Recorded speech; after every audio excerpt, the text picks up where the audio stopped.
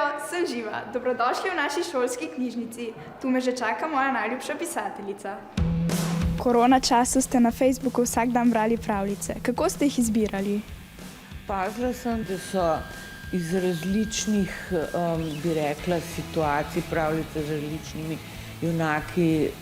Dobro, to najbrž veš, da so bile to samo moje pravljice, ne? 50 dni sem brala. Vam je na koncu zmanjkalo različnih šalic za kavo? Veš, da je res. Izkazalo se je, da imam doma 30 šalic in pol so se začele malo ponavljati na koncu. No, potem vam pa jaz še eno dodatno podarim. Najlepša hvala, to je pa res. Take pa še nimam. Kaj naredite, ko se vam ne da?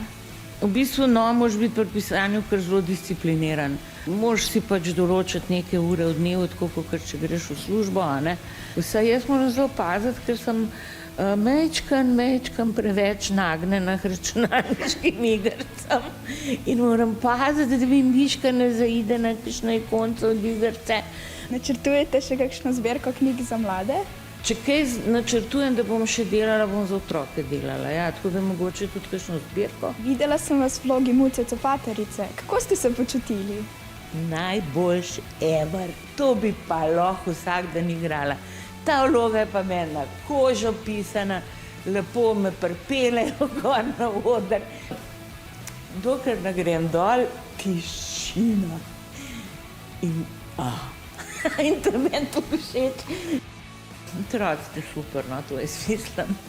Pred nami je dolgo poletje in jaz že komaj čakam, da bom kaj brala. Tudi Desine knjige. Dejte jih še vi. Adijo!